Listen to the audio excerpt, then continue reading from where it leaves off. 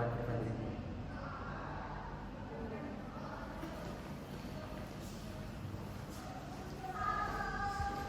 Baik, seperti yang tadi saya jelaskan, ini pelaporan atau presentasi terkait proyek listening Sultan Belajar kami, yang mana proses dalam pelaksanaan proyek listening ini kami lakukan selama 7 hari, dimulai dari tanggal 16 April 2024 hingga tanggal 25 Mei 2024. Di mana tanggal 16 itu kami berdiskusi terkait penentuan sekolah untuk menetapkan subjek yang akan kami gunakan pada penelitian ini, dan diakhiri pada tanggal 25 Mei 2024, yang mana hari tersebut merupakan hari di mana kami melakukan penggalian data terakhir terkait subjek, di mana kami melakukan wawancara dan observasi. Baiklah,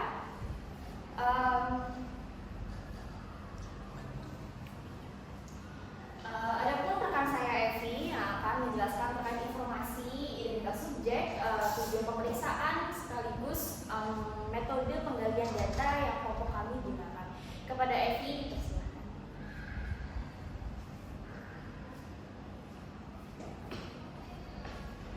Baik, terima kasih atas kesempatan yang diberikan. Di sini pertama-tama saya akan memaparkan terkait identitas subjek. Yang pertama yaitu ada nama. Nama subjek yaitu berinisial NH dengan umur 10 tahun dengan jenis kelamin laki-laki. Subjek berada di SD 24 Paroko Tari dengan identitas orang tua atau ibu dengan inisial Y dengan umur 43 tahun dan pekerjaan sebagai wirausaha. Next. Kemudian adapun tujuan pemeriksaan ini yaitu untuk mengidentifikasi terkait kesulitan belajar yang dialami oleh siswa. Kemudian ada metode pengumpulan data. Di sini peneliti menggunakan 2 metode pengambilan data. Yang pertama yaitu ada wawancara. Wawancara adalah metode pengambilan data yang dilakukan melalui tanya jawab secara lisan yang dilakukan secara satu arah. Di sini peneliti memilih untuk menggunakan metode wawancara semi struktur, yang mana dalam metode ini kerangka pertanyaan disusun terlebih dahulu. Kerangka pertanyaan tersebut disusun dengan disesuaikan kepada DSM-5. Peneliti mencari terkait kriteria diagnosa terhadap variabel yang menjadi dugaan peneliti terhadap siswa tersebut, yaitu ada variabel disleksia, disgrafia, dan conduct disorder. Kemudian dari kriteria diagnosa yang didapatkan, peneliti menurunkan kepada indikator dan item-item pertanyaan, yang mana dari item tersebut diberikan kepada subjek dan dari jawaban tersebut dikembangkan pertanyaan-pertanyaan lain. Kemudian ada yang kedua ada metode observasi. Metode observasi yaitu metode pengumpulan data untuk menilai perilaku nonverbal atau perilaku tampak kepada subjek. Di sini peneliti melakukan observasi secara langsung untuk mengetahui keadaan yang sebenarnya. Metode observasi juga disusun dengan berdasarkan kepada kriteria DSM terkait variabel yang menjadi dugaan peneliti, yaitu disleksia, disgrafia, dan conduct disorder. Kriteria tersebut diturunkan menjadi indikator dan item observasi. Kemudian peneliti di sini menggunakan metode observasi, metode checklist untuk melihat ada tidaknya atau muncul tidaknya perilaku kepada subjek. Kemudian subjek di sini adalah partisipan yang terlibat kepada proses pengambilan data ini. Yang pertama ada guru. Kepada guru dilakukan proses penggalian data berupa wawancara dan observasi. Wawancara yang dilakukan kepada guru dilakukan 2 kali. Yang pertama yaitu terkait wawancara awal guna mendeteksi ada tidaknya siswa tersebut yang mengalami kesulitan belajar. Wawancara awal ini dilakukan pada tanggal 24 April 2024. Kemudian wawancara yang kedua yaitu dilakukan untuk memastikan gangguan kesulitan belajar yang dialami oleh subjek, yaitu dilakukan pada tanggal 25 Mei 2024. Kemudian subjek yang kedua ada orang tua. Di sini pengambilan data dilakukan melalui metode wawancara. Kemudian ada anak atau subjek, yaitu pengambilan data dilakukan melalui metode wawancara dan observasi. Demikian yang dapat saya sampaikan, saya kembalikan kepada moderator.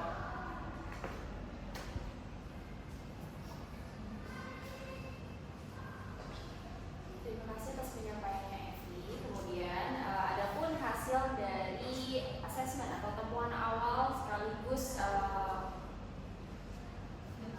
diagnosis, diskusi diagnosis yang dilakukan kelompok kami ini yang akan disampaikan oleh rekan saya Anissa.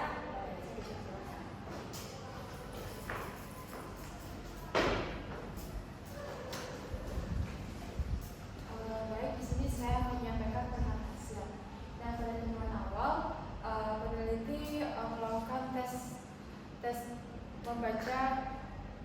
membaca dan menulis kepada subjek, yang mana ketika itu subjek menulis dan membaca namun tidak lancar, yang mana subjek mengeja dalam hati, setelah itu baru diucapkannya.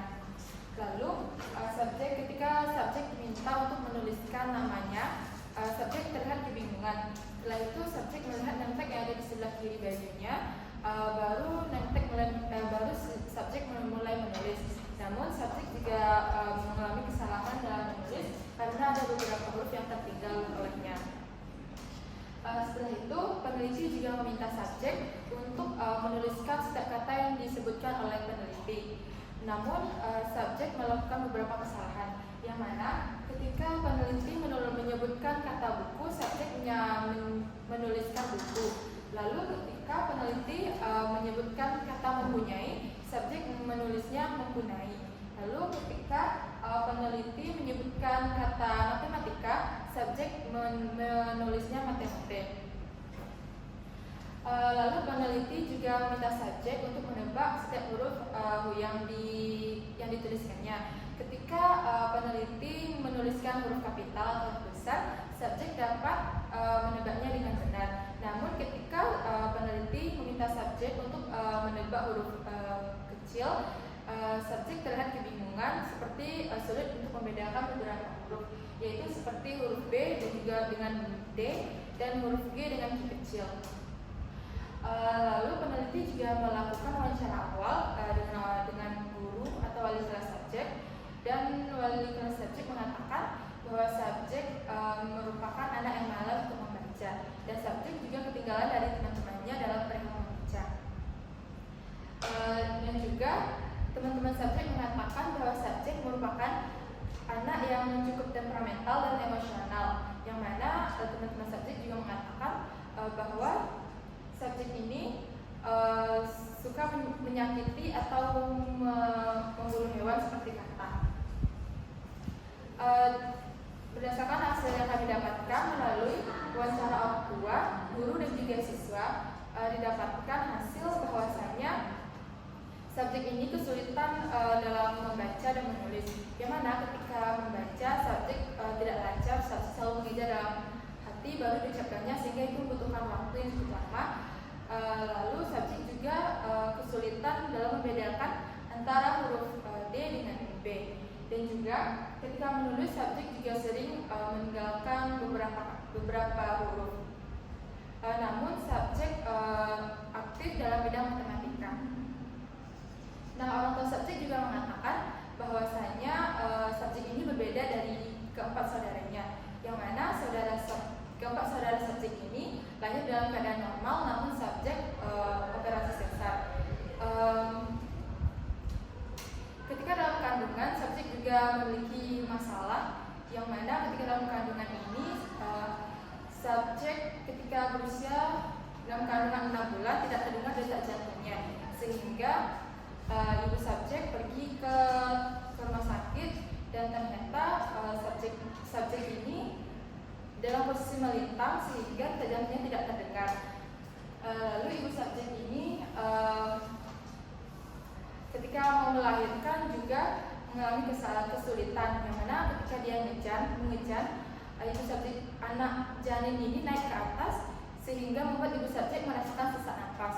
Maka dari itu ibu subjek dirujuk ke spesialis kandungan, dan juga dirujuk untuk melakukan koreksi sesar.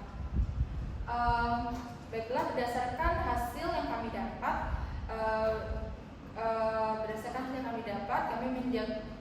terdapat 3 dugaan, yang mana yang pertama itu ada disleksia, disgrafia, dan conduct disorder. Nah, dari ketiga dugaan itu kami mendiagnosis bahwasanya subjek ini mengalami gangguan disgrafia atau kesulitan dalam menulis karena subjek memenuhi semua indikator yang terdapat pada disgrafia pada DSM-5. Baiklah, itu saja yang dapat saya sampaikan. Saya kembalikan kepada moderator.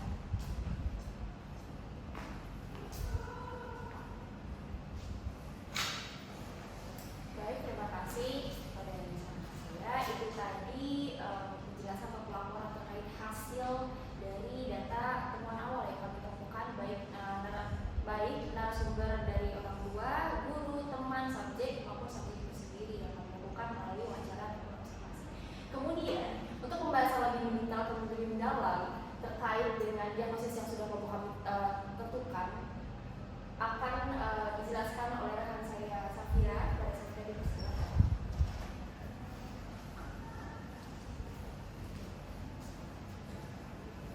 Baiklah, di sini saya akan menyampaikan dari hasil pembahasan kelompok kami, yaitu menulis merupakan menuangkan isi pikiran dalam bentuk tulis atau visual. Menulis merupakan sebuah keterampilan yang dapat dilatih dan dibina. Menurut Suhartono, mengatakan disgrafia adalah anak yang mengalami kesulitan dalam belajar, terutama dalam aktivitas menulis. Sedangkan menurut Santrok, mengatakan bahwa disgrafia sebagai gangguan belajar yang ditandai dengan adanya kesulitan dalam mengungkapkan pemikiran dan susunan tulisan. Nah, dari hasil diagnosis yang telah didapatkan tadi melalui kriteria dari DSM-5, nah kami pun juga melakukan uji tes kepada subjek, yang dimana ketika kami peneliti menyuruh subjek untuk menulis, subjek menolak dan mengatakan untuk mengurangi tulisan tersebut. Dan pada saat melakukan penulisan masih terdapat beberapa kata yang salah yang dituliskan oleh subjek, seperti kata badak putih menjadi dadak putih, melestarikan menjadi melestarikan, dan budaya Minangkabau menjadi dubaya Minangkabau. Nah, dan pada saat disuruh membaca pun subjek menolak permintaan tersebut karena dia merasa cemas dan takut terdapat kesalahan dalam membacanya. Setelah dilakukan wawancara lebih mendalam lagi, ditemukan mengapa subjek takut dalam membaca, karena dia malu ketika membaca di hadapan guru dan teman-temannya. Data ini pun juga diperkuat dari hasil wawancara dengan guru orang tua yang mengatakan bahwa subjek juga tidak mau membaca ketika berada di sekolah maupun di rumah. Dan pada saat di sekolah pun guru pun juga mengatakan dia sempat video call subjek hanya untuk menyuruh subjek untuk membaca. Dan pada saat di rumah pun orang tua subjek ketika membaca, subjek pun juga harus disuruh untuk membaca, karena jika tidak disuruh subjek tidak mau atau malas dalam membaca. Nah, maka subjek enggan melakukan bacaan tersebut karena dia takut akan mengalami takut untuk membaca. Dan ketika pada saat ujian pun, jika posisi dulu subjek berada di posisi awal tempat duduk dia biasanya, yaitu di bangku nomor 2, subjek akan kesusahan untuk mengisi jawaban ujian tersebut. Akan tetapi jika posisi dulu subjek dipindahkan oleh gurunya di depan meja guru, subjek dapat menjawab pertanyaan ujian tersebut dengan baik dan benar karena subjek mendapatkan bimbingan atau arahan dari gurunya. Baiklah, sekian dan terima kasih. Saya kembali kepada moderator. Terima kasih Vira. Jadi bisa disimpulkan sedikit di sini dari apa yang sudah dijelaskan oleh Anissa dan Vira, bahwasanya dari ketiga dugaan yang kelompok kami tetapkan awalnya, yaitu disleksia, disgrafia, dan conduct disorder, karena dari guideline atau dari panduan yang sudah kami buat berdasarkan DSM-5, dari ketiga dugaan tersebut disgrafia merupakan dugaan yang paling banyak memenuhi atau terpenuhi semuanya sesuai dengan panduan yang sudah kami gunakan. Oleh karena itu, kami menetapkan subjek mengalami disgrafia atau dominan mengalami disgrafia. Oleh karena itu, ada pun rancangan intervensi yang kami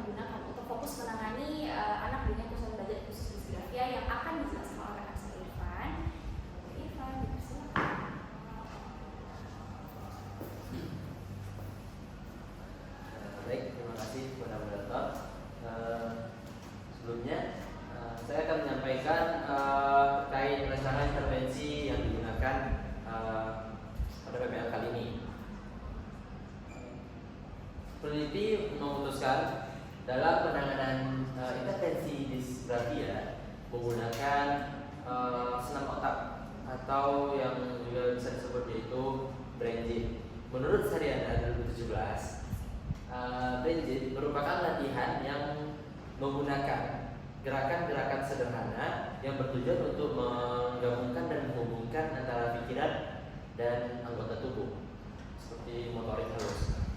Selanjutnya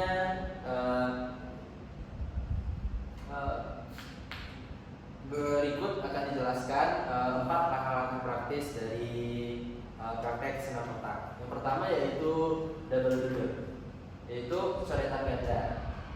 Double doodle ini yaitu intervensi yang seperti menggambar menggunakan kedua tangan secara bersamaan di papan tulis ataupun kertas yang telah disediakan secara bersamaan menggunakan kedua tangan.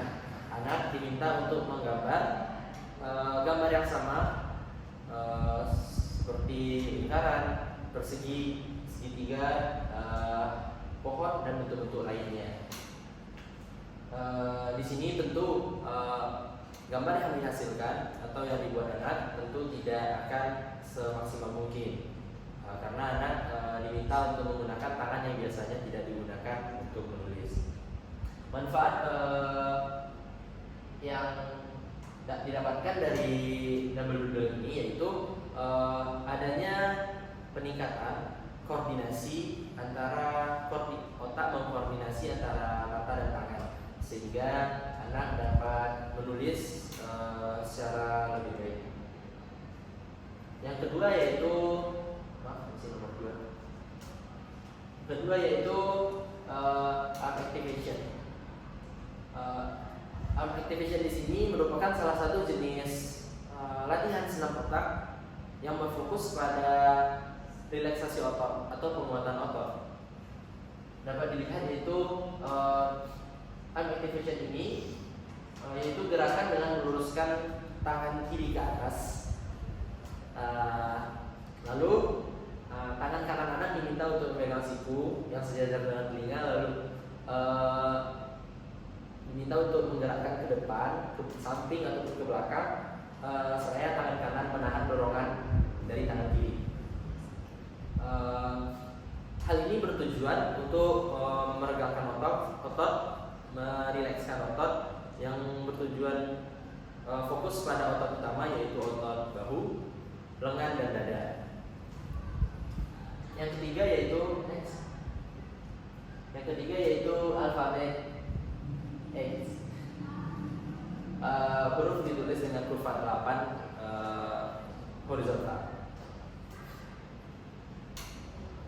Pada bagian ini gerakan dimulai dengan menggambar angka 8 secara horizontal, angka 8 tidur di papan tulis atau kertas yang diletakkan di dinding dengan kedua tangan yang menyatu. Anak diminta untuk menuliskan huruf alfabet dari A hingga Z dengan ketentuan diminta anak menulis huruf A di bagian kiri angka 8, lalu B di bagian kanan angka 8 dan begitu seterusnya.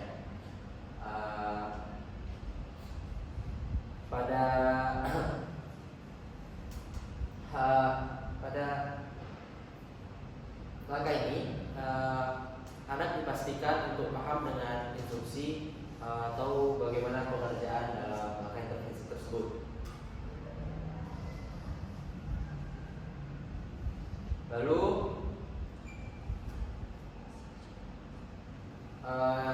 manfaat dari alfabet X ini yaitu melatih kognitif anak dan motorik halus anak. Yang keempat yaitu gerakan cross roll. Gerakan ini meningkatkan koordinasi penglihatan, pendengaran, dan kemampuan kinestetik sehingga dapat meningkatkan kemampuan mendengar, membaca, menulis, dan daya ingat pada anak. Latihan cross roll adalah salah satu bentuk senam otak yang sering digunakan dalam upaya penanganan disleksia.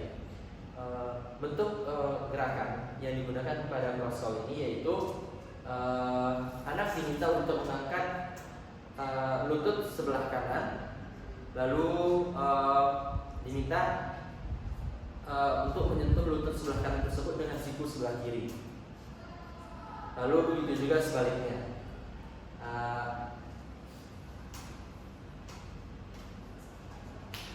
Hal ini dapat bermanfaat untuk merilekskan anak, menurunkan rasa stres atau tekanan dalam belajar. Jadi dari keempat langkah-langkah senam otak tersebut, tujuan utamanya dapat dikatakan untuk menurunkan tingkat stres atau tekanan anak dalam menulis, sehingga dapat meningkatkan fokus dan konsentrasi anak dalam menulis, sehingga anak lebih leluasa dan tidak berada di bawah tekanan ketika menulis. Mungkin sekian yang dapat saya sampaikan. Terima kasih. Dikembalikan kepada moderator.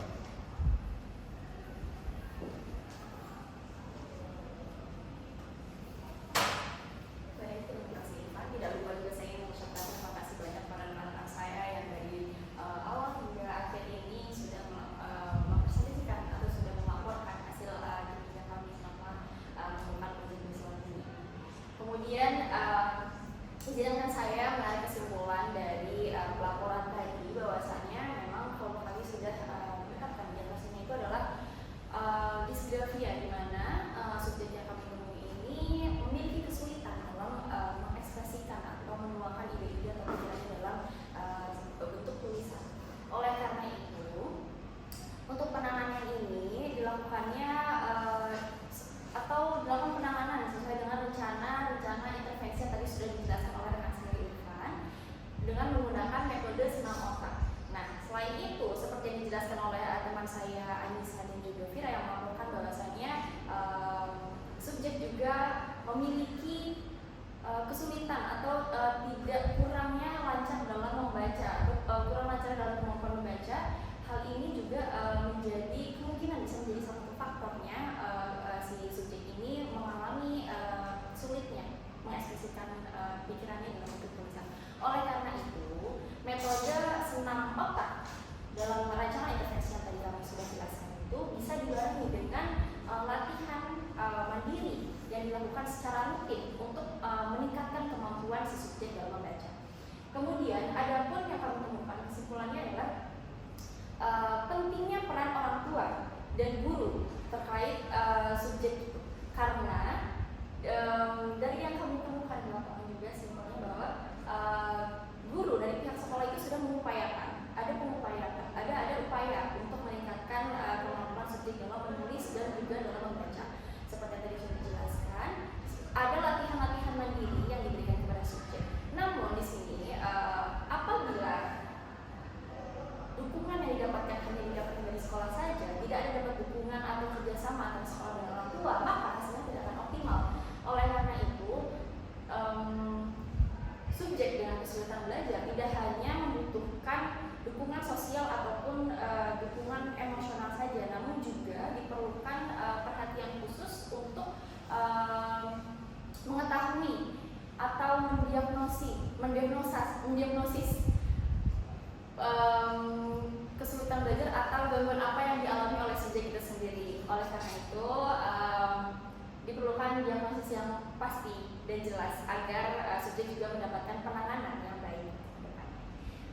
Kemudian ada pun saran untuk penelitian selanjutnya, di mana untuk pedoman wawancara dan observasi diperlukan pertanyaan yang lebih eksploratif, tapi masih sesuai dengan kaidah seperti yang perlu kami gunakan. Kaidahnya kami berpacu pada DSM 5, kami tidak sekali lagi.